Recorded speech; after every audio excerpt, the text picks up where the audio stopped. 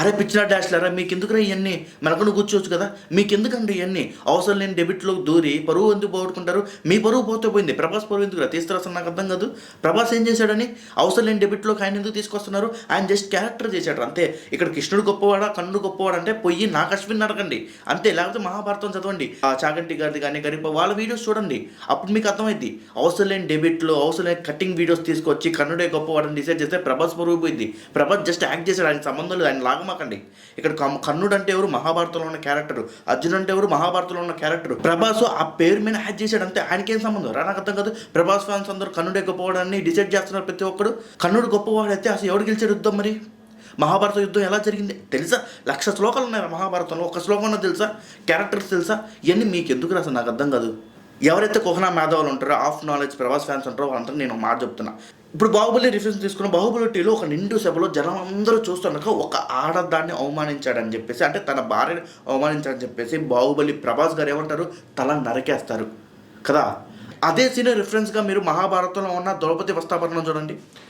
ద్రౌపదిని అందరి ముందు చీరలాగుతుంటే కర్ణుడు చూస్తూ చౌద్యం చూశాడు, ఆడదాన్ని రక్షించాలని లేదా? మరి బాహుబలి సినిమాలో సేమ్ అదే క్యారెక్టర్ రెఫరెన్స్. అంటే ఇక్కడ కర్ణుడు చేసిన తప్పు అక్కడ ప్రభాస్ చేయలేదు. బాహుబలిలో ఆడదాన్ని అవమానిస్తే తల తెంపాడు. మరి అక్కడ ద్రౌపదిని చీరలాగుతుంటే సినిమా చూశాడు కర్ణుడు. మరి ఇదే ఇక్కడ రాజమౌళి వారి నాన్నగారికి హ్యాట్స్ ఆఫ్ చెప్తాను, ఎందుకంటే ఈ సీన్ని ఒక పాజిటివ్ వేలో చూపించారు. అక్కడ కర్ణుడు ఏం చేశాడు?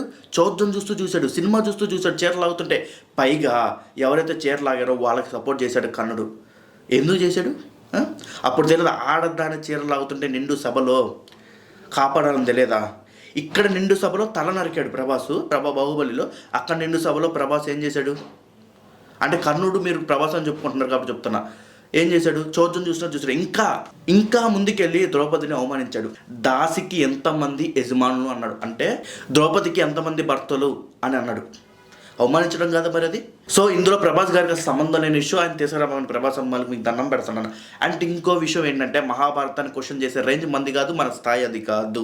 కలికి 1 చూసినప్పుడు నేను రియాక్ట్ అవుతాను అనుకున్నాను, ఎందుకు కర్ణుడు అంత గొప్పవాడుగా చూపించాడు, అర్జున్ ఎందుకు తక్కువగా చూశాడని. నిజంగానే ఉంది, కర్ణుడు ఎప్పుడు గొప్పవాడు కాదు, కర్ణుడు శక్తివంతుడు. అది మహాభారతంలో చెప్పబడింది. కవచ కుండలాలు లేకుండా అతను ఓడించడం చాలా కష్టం. కవచ కుండలు లేవు కాబట్టే అతను ఓడించగలిగాడు అని శ్రీకృష్ణుడు చెప్పాడు. కష్టమయ్యేదని చెప్పాడు. మళ్ళీ శ్రీకృష్ణుడు అర్జునుడు కలిపి యుద్ధం చేస్తే కర్ణుడు ఓడించలేమని ఇలాంటి చెత్త టాపిక్స్ తీసుకురామకండి. అర్జునుడు ఓడించగలడు, కానీ కష్టమయ్యేది కర్ణుడు ఓడించడం కవచ కుండలాలు లేకుండా. సో ఇది చెప్పదలుచుకుంది. అతను శక్తివంతుడే కర్ణుడు, అదే నాగశ్విన్ చెప్పాడు. ఇంకా పార్ట్ 2లో ఇంకా జస్టిఫై చేస్తాడు మహాభారతాన్ని, అది ముందు తెలుసుకోండి. యాజ్ ఎ రైటర్గా అతను పూర్తి ఫ్రీడమ్ ఉంది. ఒక క్యారెక్టర్ని, మహాభారతంలో ఉన్న క్యారెక్టర్ని తీసుకొని ఒక ఫ్యూచరిస్టిక్ ఫిల్మ్ తీశాడు. అశ్వత్థామకు ఉన్న శాపాన్ని ఉపయోగించుకొని ఆయన కలియుగంలో ఉంటే ఎలా ఉంటుంది, ఆయన ఫ్యూచర్ ఎలా, అదంటే ఒక సినిమాటిక్ ఫ్రీడమ్ తీసుకున్నాను ఆయన. యాజ్ ఎ రైటర్గా నేను ఒప్పుకుంటా, అలా తీసుకోవటం నేను ఒప్పుకుంటా. ఆయన ఎక్కడ మహాభారతం తక్కువ చేయాలి. కర్ణుడు గొప్పవాడిగా చిత్రీకరించబడ్డాడు అన్నది తప్పు. కర్ణుడు శక్తివంతుగా చిత్రీకరించబడ్డాడు. కల్కి సినిమాలో కూడా శ్రీకృష్ణుడు నీకన్నా గొప్పవాడు కర్ణుడు అని చెప్పి అర్జునుడికి చెప్పలేదు, శక్తివంతుడిని మాత్రమే చెప్పాడు. గుర్తుపెట్టుకోండి, శక్తివంతుడిని మాత్రమే చెప్పాడు. ఏమో పార్ట్ 2లో అర్జునుడు గొప్పవాడిగా చూపిస్తాడేమో, ఎవరికి తెలుసు. అతను చెప్పాడు మహాభారతాన్ని నేను తప్పుగా చూపించనని. ఒక చిన్న సీన్లు 2-3 సీన్లు తీసుకొని మహాభారతం జస్టిఫై చేస్తాడు ఆయన చేయలేరు. నువ్వు నేను ఎవరు చేయలేరు. మహాభారతం 1,00,000 శ్లోకాలు. ఈ ప్రపంచంలోనే మహాభారతం ఆ బుక్ ఉంది చూసారా, అతి పెద్ద హిస్టారికల్ బుక్ అది. అన్ని శ్లోకాలు, అన్ని కథలు, అన్ని క్యారెక్టర్లు ఈ ప్రపంచంలో ఏ బుక్లో లేదు. ఏ బుక్ అలా రాయబడలేదు, అంత అద్భుతంగా రాయబడలేదు. గుర్తుపెట్టుకోండి, 1,00,000 శ్లోకాలతో ఒక్కొక్కరి ఒక క్యారెక్టర్, వాళ్ళకు కథలు, వాళ్ళకి సంబంధించిన వాళ్ళ లైఫ్, వీటన్నిటికీ అధిపతి శ్రీకృష్ణుడు.